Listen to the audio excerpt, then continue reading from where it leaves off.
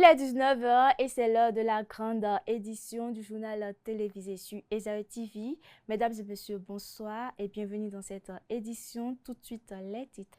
La Cour constitutionnelle a rendu public ce jour les résultats définitifs de l'élection présidentielle. Cette proclamation officialise les chiffres issus du scrutin du 12 avril 2026 et marque une étape décisive du processus électoral. Le président camerounais Paul Biya a adressé ses félicitations à Romuald Wadaï, élu président du Bénin, saluant une victoire historique. Et puis le monde culturel béninois est en deuil après le décès de l'humoriste et comédien Kofi Alexis Adadi, alias Totoji, figure emblématique du théâtre et de l'humour. Apprendre chauffeur, c'est le sentier. Oui, c'est le sentier.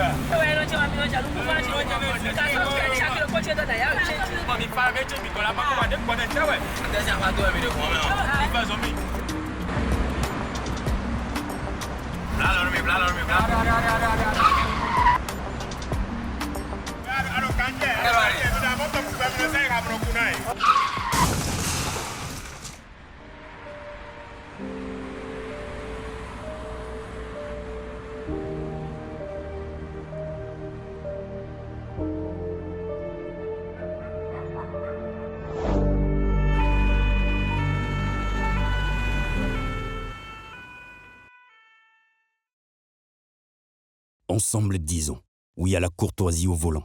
Stop à l'excès de vitesse, à la distraction au volant et à l'incivisme sur la route. Tu viens d'avoir le bac ou tu veux te reconvertir dans un domaine d'avenir, faire le choix du numérique et rejoindre l'école supérieure d'administration, d'économie, de journalisme et des métiers de l'audiovisuel ESAE. De nouvelles filières sont disponibles dès cette rentrée: informatique et multimédia, informatique industrielle et maintenance, réseau informatique et télécommunications, système informatique et logiciel, sans oublier les filières initiales: administration générale, administration des finances, administration des affaires, sciences juridiques, sciences économiques, sciences de gestion, journalisme et métiers de l'audiovisuel. ESAE est disponible sur 4 sites: Cotonou-Badjoumendé, Cotonou-Akpakpa, Abomey-Calavi et Parakou. Pourquoi choisir l'ESAE? Des formations conçues pour le marché de l'emploi, des enseignants expérimentés et passionnés, des infrastructures modernes avec équipement de pointe, des opportunités de stage et d'emploi garanties. Les inscriptions sont en cours et les places sont limitées. Ne rate pas ta chance. Donne vie à tes ambitions avec l'ESAE. Contacte-nous vite par appel ou par WhatsApp au 01 98 98 14 00 ou via email scolarité@esae.bj et visite notre site web www.esae.bj. Ton futur commence maintenant avec l'ESAE. Tu investis dans un avenir professionnel, concret et sécurisé. ESAE, l'excellence à un nom.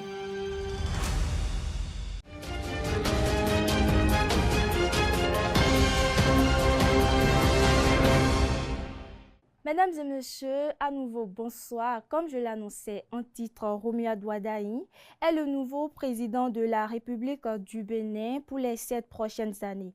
Mariam Tchabi Talata est la vice-présidente. Le duo a recueilli 94,27% des suffrages exprimés pour un taux de participation de 63,57%. Ainsi se présentent les résultats définitifs de la présidentielle du 12 avril 2026, proclamée par la Cour constitutionnelle ce jeudi 23 avril à son siège à Cotonou. Au micro de Komlan Kanté Amoussou, suivant le président de la Cour, Dorothée Sosa, pour plus de détails. Décision EP 26002 du 23 avril 2026 portant proclamation des résultats définitifs de l'élection présidentielle du 12 avril 2026.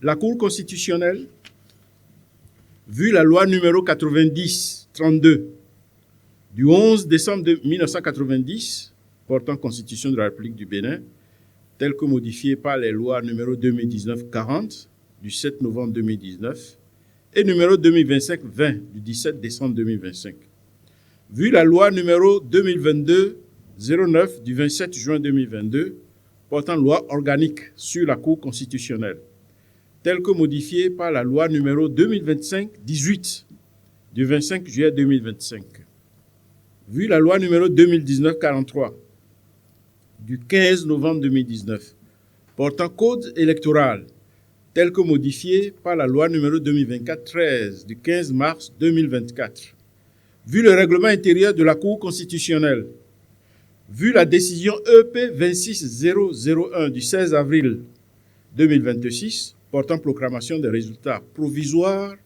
de l'élection présidentielle du 12 avril 2026, ensemble les pièces du dossier, après en avoir délibéré.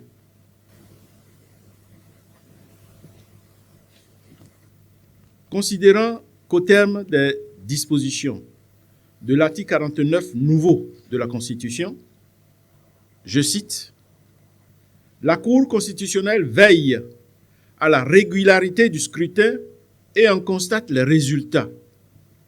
L'élection du duo président de la République et vice-président de la République fait l'objet d'une proclamation provisoire. Si aucune contestation relative à la régularité des opérations électorales n'a été déposée au greffe de la Cour constitutionnelle par l'un des candidats dans les 5 jours de la proclamation provisoire, la Cour constitutionnelle déclare le duo président de la République et vice-président de la République définitivement élu. En cas de contestation, la Cour constitutionnelle est tenue de statuer dans les 10 jours de la proclamation provisoire. Sa décision emporte proclamation définitive ou annulation de l'élection.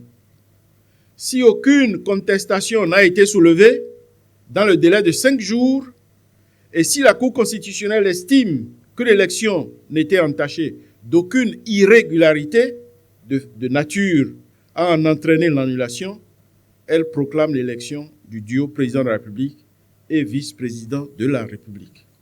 En cas d'annulation, il est procédé à un nouveau tour de scrutin dans les 14 jours de la décision. Fin de citation.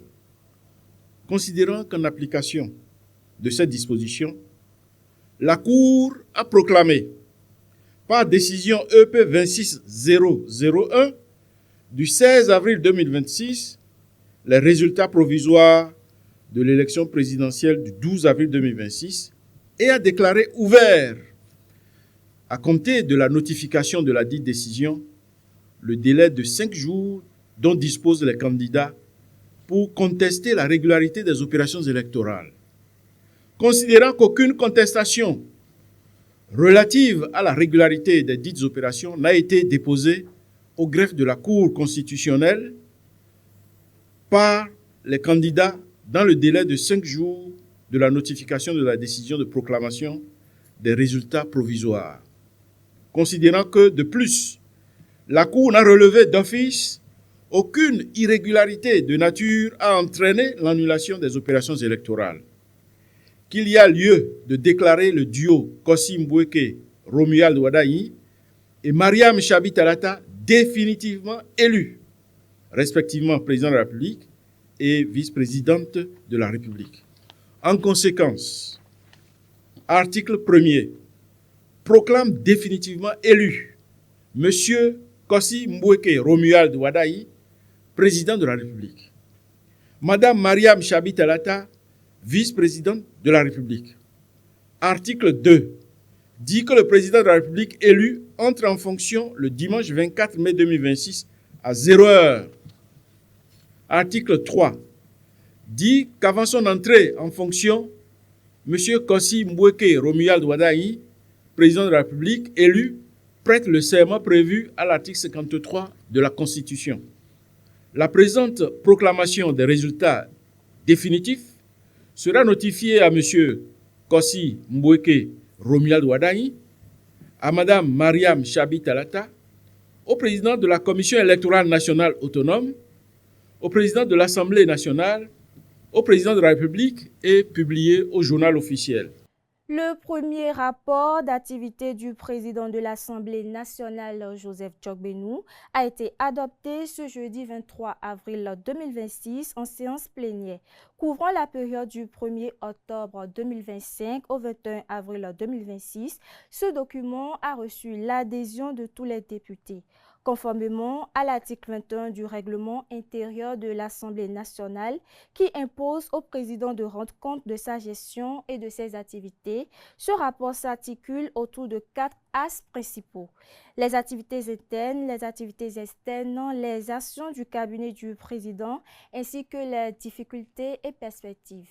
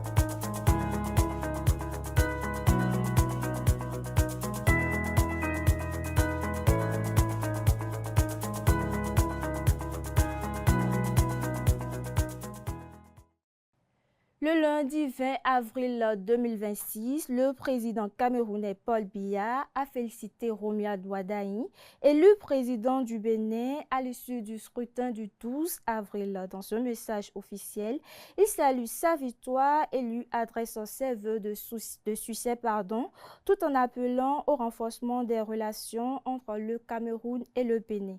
Cette démarche intervient dans un contexte de reconnaissance internationale du président élu et à l'approche de son investiture prévue le 24 mai. Hier, mercredi 22 avril 2026, le comédien Alexis Adadji, connu sous le nom de Tonton J, est décédé des suites d'une crise. Le gouvernement béninois, à travers le ministère de la Culture, lui a rendu hommage en saluant son talent et sa contribution à l'humour national. Cette réaction vise à honorer la mémoire de l'artiste et à exprimer des condoléances à sa famille ainsi qu'au monde culturel. Cet hommage officiel fait écho à une disparition qui bouleverse profondément le monde culturel béninois. Kofi Alexis Adadji, alias Tonton J, a marqué toute une génération par son humour et son jeu d'acteur avant de disparaître, laissant derrière lui un héritage. Retour sur son parcours dans ce commentaire signé Elvic Ngbetao. Kofi Alexis Adadji, plus connu du grand public sous le nom de Tonton J, demeure l'une des figures les plus marquantes de la comédie béninoise.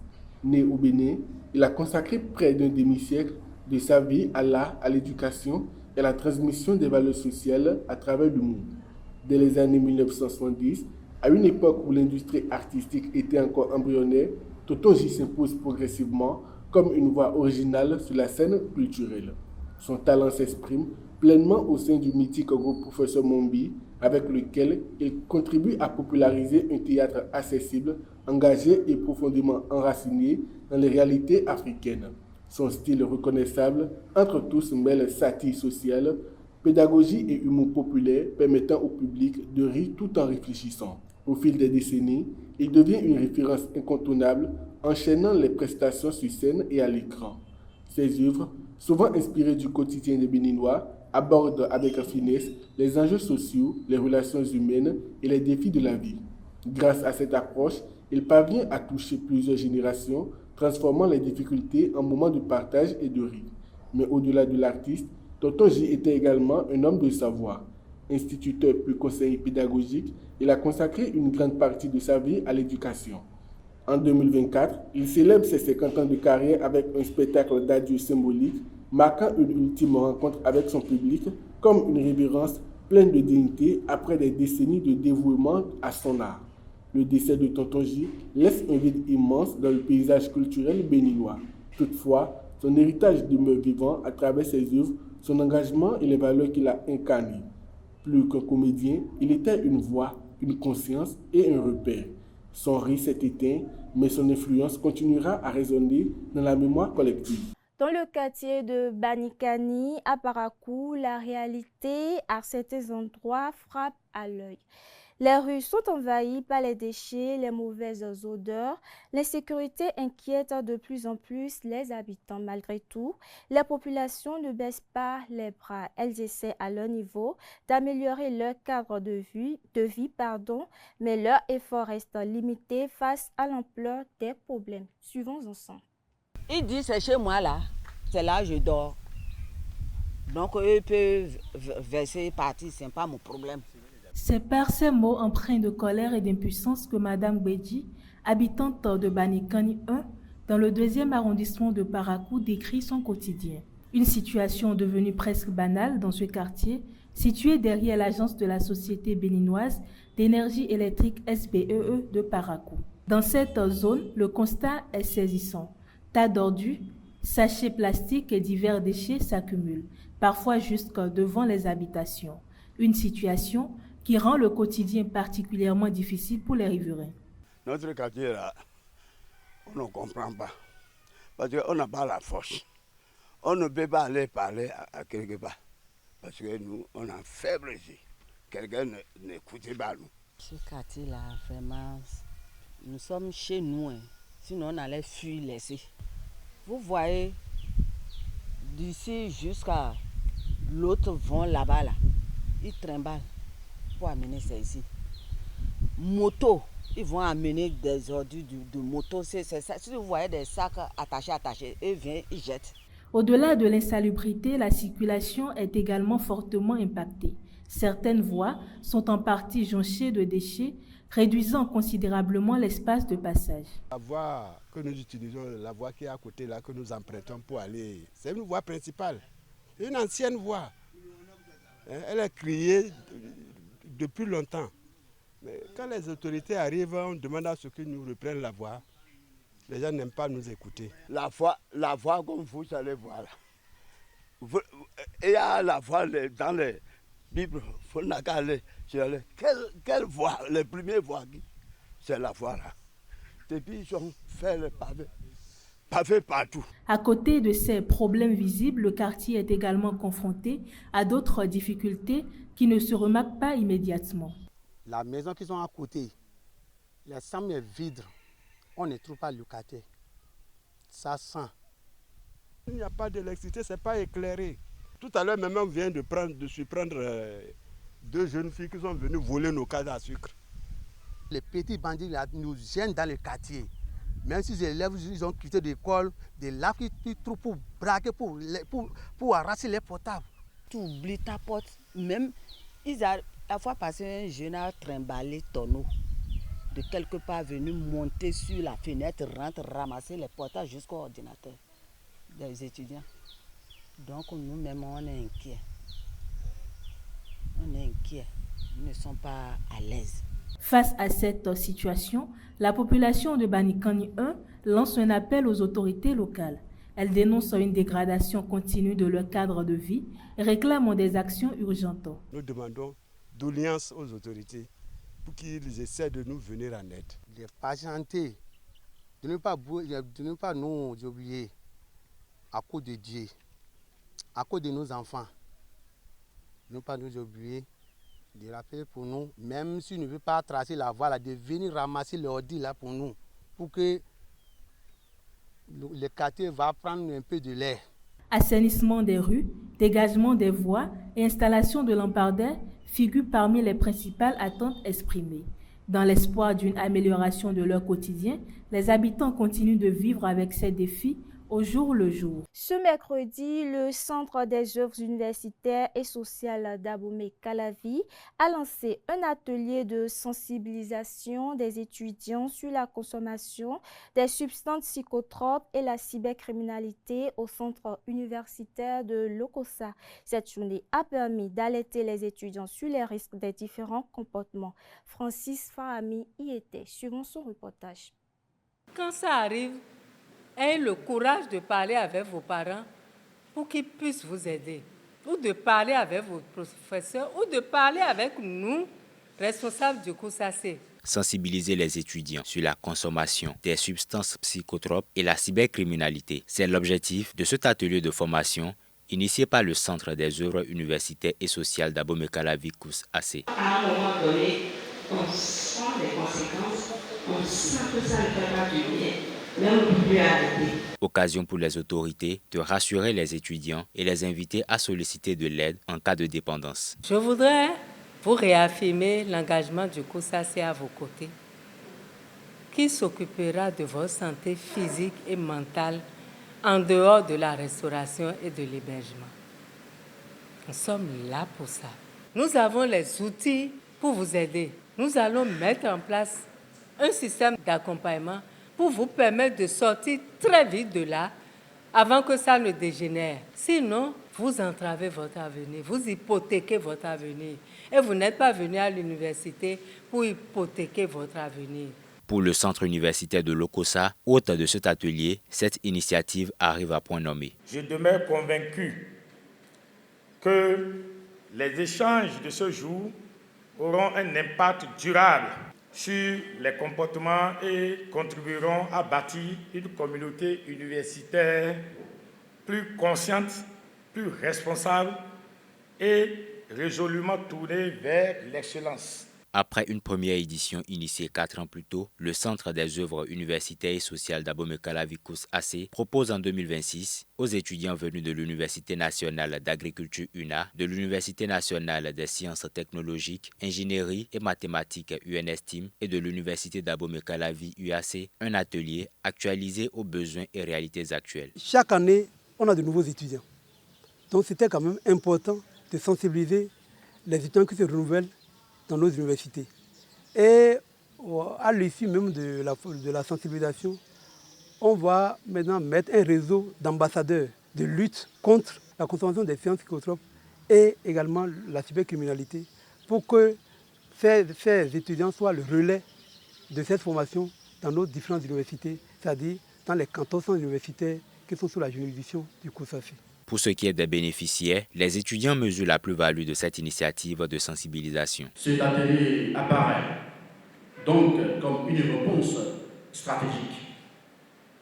Il offre aux participants l'opportunité de mieux comprendre les mécanismes de la cybercriminalité, d'identifier les risques et surtout d'apporter les bonnes pratiques pour s'en prémunir.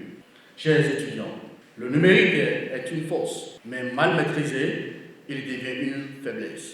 Il faut le rappeler, quelques heures plus tôt, le Centre des œuvres universitaires et sociales d'Abomey-Calavi lançait à Sakété dans le département du Plateau un atelier de formation en entrepreneuriat.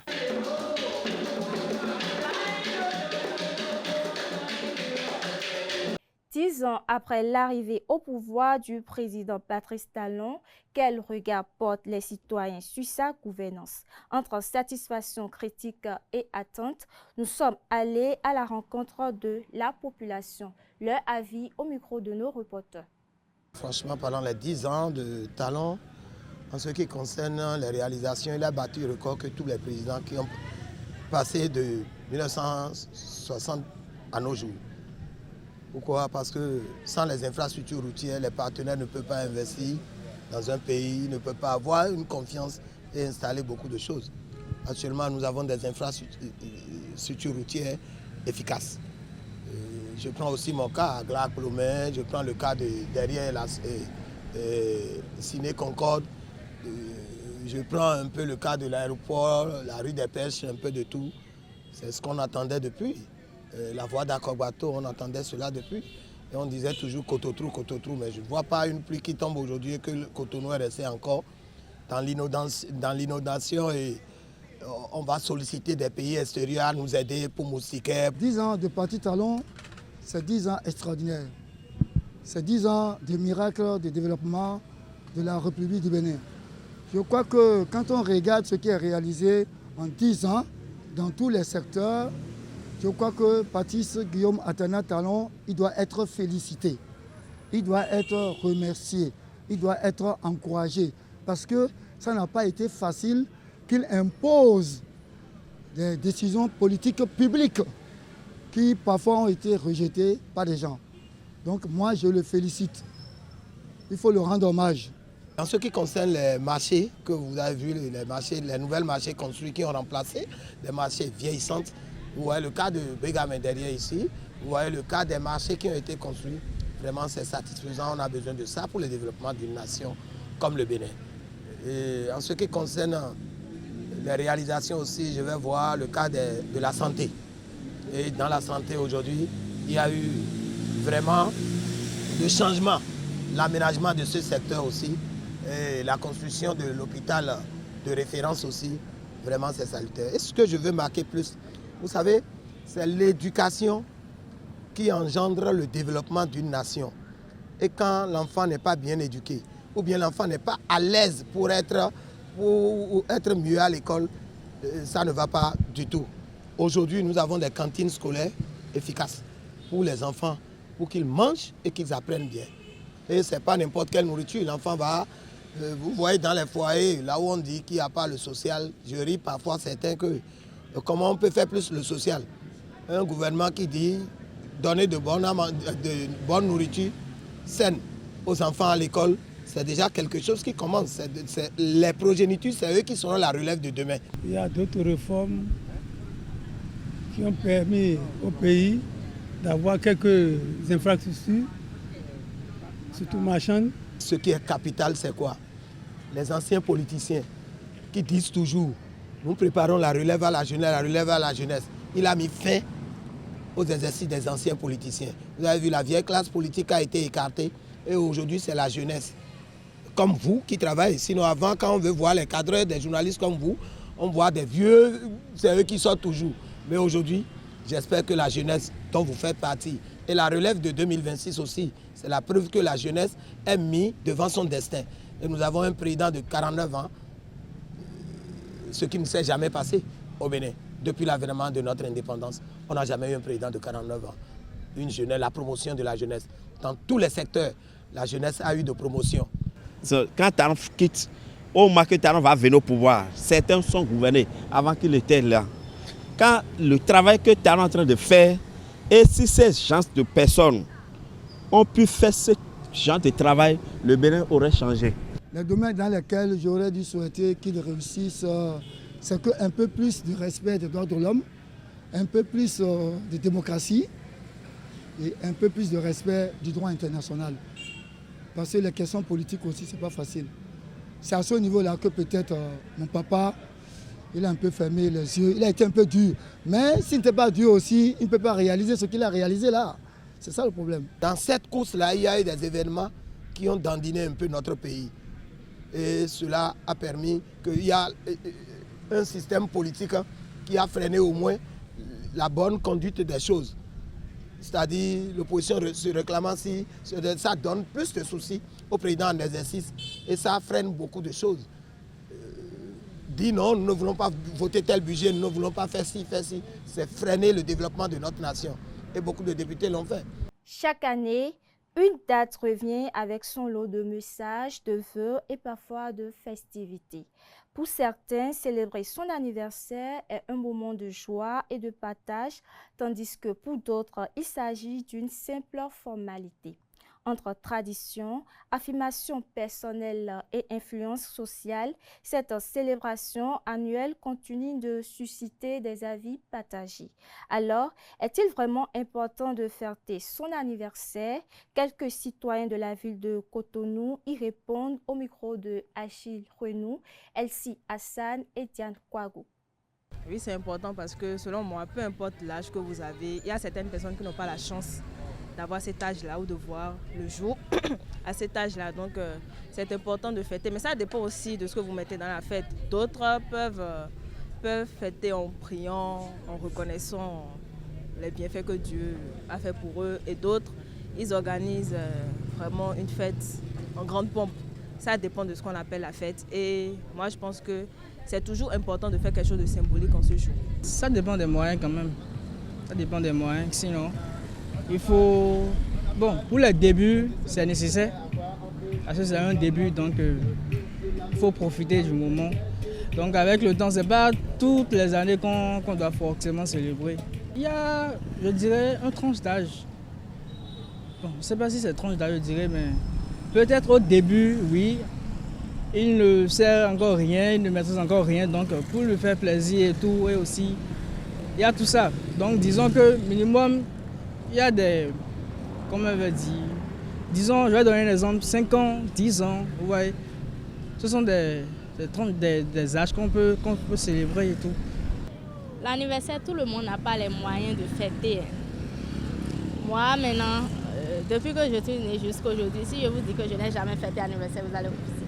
Je n'ai jamais fêté anniversaire parce que je n'ai pas les moyens, je dirais.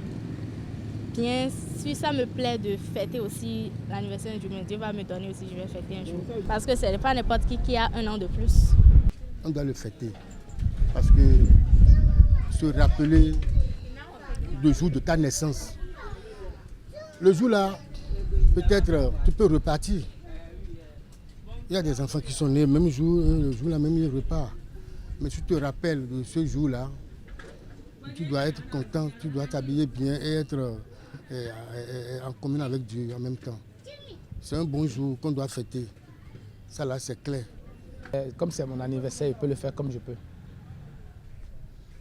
Si j'ai les moyens, bon, je peux le faire, bon, je peux faire une organisation bien correcte, mais si je ne l'ai pas, je laisse.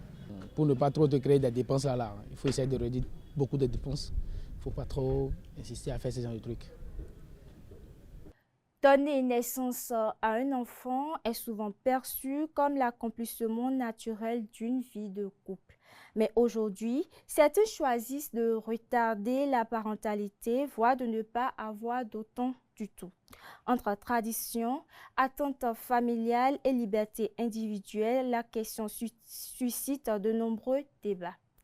Avoir un enfant relève-t-il d'un choix personnel ou d'une obligation imposée par la société? Suivez l'avis des citoyens au micro de Achille Renou, Elsie Hassan et Diane Kouagou.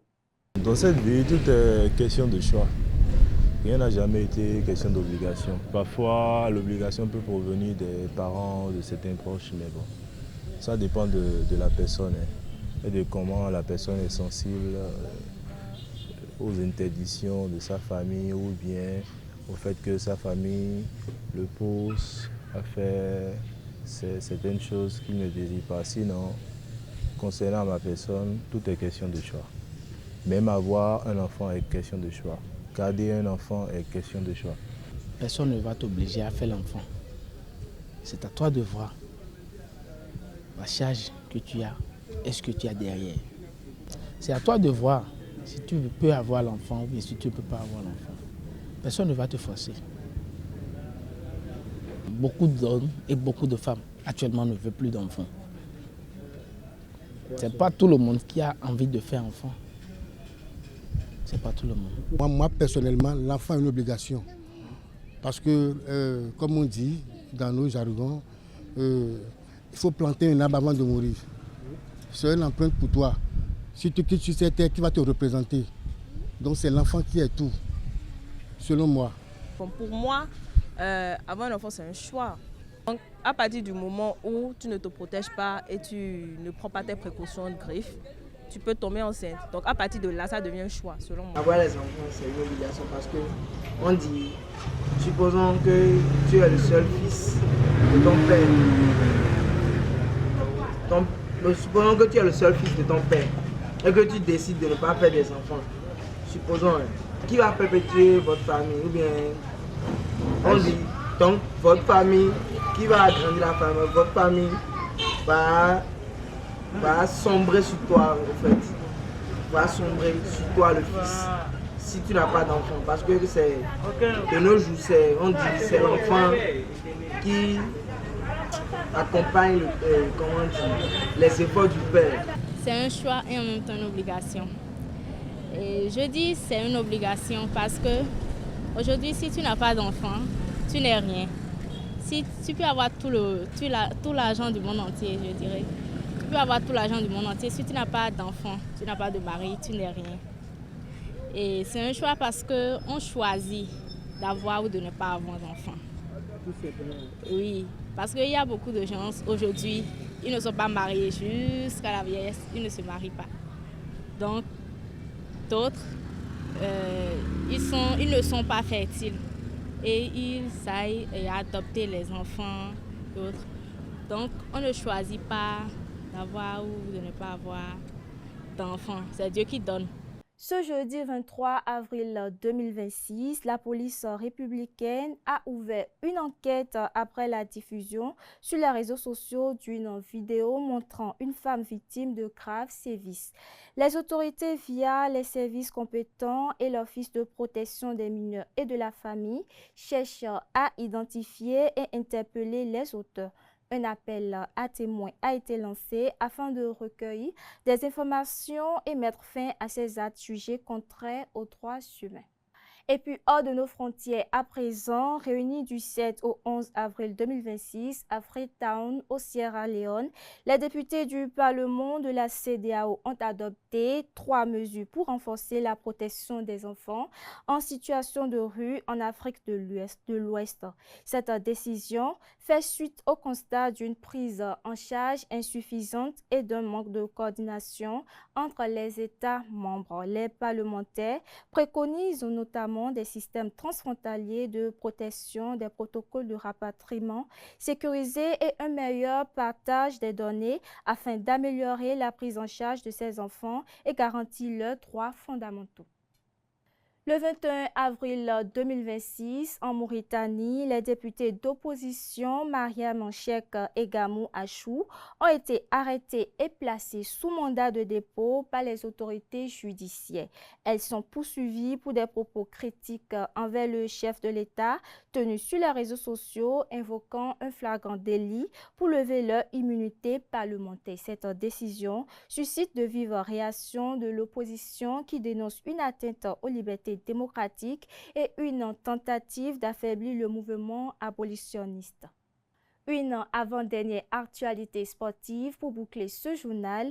Le dimanche 26 avril 2026, la 21e édition du Tour cycliste international du Bénin va prendre son envol à Cotonou avec la présentation officielle des équipes. En prélude à cet événement majeur, une conférence de presse a été organisée pour présenter les détails de tout.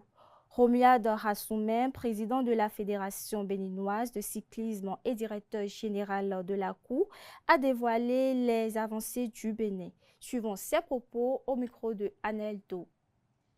Un tour qui reste le seul tour qui est inscrit au calendrier de l'Union cycliste internationale en Afrique de l'Ouest et qui reste le seul tour 2.2. 2.2, ça veut dire quoi? 2.2, ça veut dire toutes les équipes qui ne sont pas des équipes du World Tour. Les équipes du World Tour, ils ont l'habitude de faire du 2.1. C'est la catégorie supérieure, c'est-à-dire c'est des gens qui vont au Tour de France. Nous sommes passés de 0 place en, disons, 6 ans. Nous sommes passés de 0 place à la 8e place en Afrique sur les 54 pays. Et au monde, le Bénin, le petit Bénin, est passé 90e nation de cyclistes sur les 200 nations cyclistes au monde. Nous rayonnons vraiment au niveau international aujourd'hui. Nous valorisons non seulement le patrimoine béninois, parce que le Tour, il est diffusé par Canal+, et le Tour, selon les statistiques, est vu par plus de 80 millions de téléspectateurs, avec les 52 minutes qui sont faites aujourd'hui, diffusées au mois d'avril et au mois de mai. Ça nous permet quoi? Ça nous permet d'être vus dans le monde entier, sur TV5 aussi. Et cette année, TV5 a décidé de faire aussi un 26 minutes qui va être diffusé et rediffusé. Et puis une dernière actualité sportive pour boucler ce journal. Pour cette 21e édition du Tour cycliste international du Bénin, plusieurs équipes sont attendues. Romuald Hassoumé lève le voile. On l'écoute toujours au micro de Aneldo. Cette année, nous aurons Team Baobab, World Cola, et qui est un club béninois qui fait office de la deuxième équipe béninoise que nous présentons à ce tour. Nous avons la Belgique qui est Biclose Balanço, une équipe belge, régionale belge. Nous avons une équipe qui est une équipe continentale allemande qui s'appelle UK Factory. Et nous avons une deuxième équipe continentale qui est allemande aussi, qui a été une équipe qui s'est ralliée au Tour du Bénin à la dernière minute parce qu'on a été obligé de la payer à cause de la défection de quelques équipes africaines. Donc, il faut comprendre que le Tour du Bénin, nous avons beaucoup de demandes d'équipes européennes, d'équipes américaines, d'équipes asiatiques. Et nous ne sommes pas obligés de les prendre. On n'est pas obligé de les prendre parce que si on les prend, si on dit oui, on n'a pas la capacité de pouvoir dépasser 15 équipes. On n'a pas les moyens de pouvoir gérer plus de 15 équipes. Après cette équipe Bikade qui s'est rachetée, on avait une équipe chinoise qui s'est annoncée parce qu'on avait 2 équipes chinoises qui étaient en lice. On a pris une. Et je pense visiblement qu'ils sont out cette fois-ci parce que nous n'avons pas reçu de fiche d'enrôlement. Donc, une fois qu'on n'a pas reçu de fiche d'enrôlement à 15 jours du départ, l'équipe est out parce qu'il y a tout un process et un cahier de charge de l'Union cycliste internationale. Le commissaire doit avoir la liste des partants 15 jours avant. Le timing que nous avons au Bénin, parce que nous avons notre propre timing au Bénin, le timing doit avoir la liste des partants avant pour que tout soit en règle avec l'Union cycliste internationale, que les vérifications soient faites pour que nous ne perdions pas le temps au moment de remettre les résultats sur le Data Ride. Le Data Ride, c'est la plateforme des rankings du monde du cycliste.